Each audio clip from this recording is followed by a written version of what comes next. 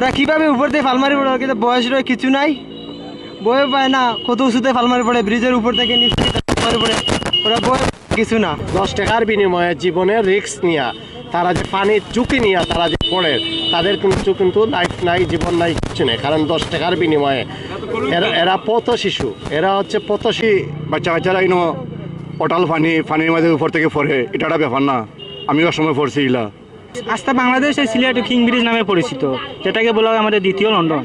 যে দ্বিতীয় লন্ডনে যে সিলেটে যে কিং ব্রিজের ঐতিহ্য যে নষ্ট করে যায়, ফুটপাথ ব্যবহার করে, এটা আমার কাছে বেশিরভাগ দুঃখজনক লাগে। আর সারা বাংলাদেশের মানুষের কাছে বলতে চাই, এটা আমাদের যেখানে দাঁড়িয়ে আছে এটা কিং ব্রিজ, আমরা সিলেটের। আর ওই যে সুরমা নদী আছে এখানে মাঝে, সুরমা নদী যদি খন্দন যদি হয় না এখানে মাঝে, তো একটু বৃষ্টি দিলে এখানে মাঝে সারা আমরা সিলেট সারা বন্যা বাসায় নিয়ে গিয়ে আমি বড় পর্যায়ে যারা আসেন তারা আমি অনুরোধ করে কইমু সব এইগুলা দরিয়া তোলার জন্য এখানে মাঝে আমরা দরকার হইল, এখানে মাঝে আমরা সুরমা নদীটা খন্দন করে দেওয়ার লাগে। খন্দন করে যদি দেওয়া এখানে মাঝে তারা পানি জমতো নাই, আর আমরা কষ্টে ভুক্তভোগী হইতাম না। ফাল্লাইয়া পড়রা তারা ইয়া দেখলাম আমরা আর কি। এরা কিছু তো 10 টাকা নয়, এরা 5 টাকা বিনিময়ে পড়তে পারবে, কারণ ওরা ওদের জীবন একবারে অসহায়। তাই সাধারণ জনগণের একটা দৃষ্টি আকর্ষণ করছি, আপনারা ওদের জীবন নিয়ে খেলবেন না।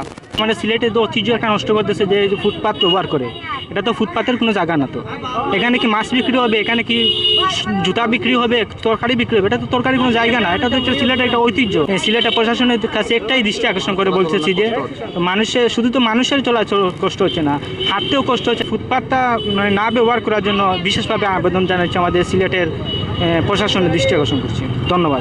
আমরাও দেখিয়া ডর করে এগো যে উপরে থাকি 10 টাকার বিনিময়ে তারা লাভ দিয়ে পড়ে, কি জানো যে তারা যে কলজা পাটি গেলে তো মা বাবা আসেনি না নাই। প্রশাসনের কাছে অনুরোধ, এরা দমন করা লাগে, আর এরা যারা পাল দিয়ে যারা পড়ে না। আজকে মানুষ দেখো ইডেন খাওয়া আইসে, গাঞ্জা খাওয়া আইসে, এগুলো আইসে। আমরা যদি একজন আরেকজন দিয়ে হেল্প করি যদি কেন মাঝে, দেখবো আমরা বাংলাদেশে এমন সময় আইব কোনো গরিব থাকতো না এখানে মাঝে।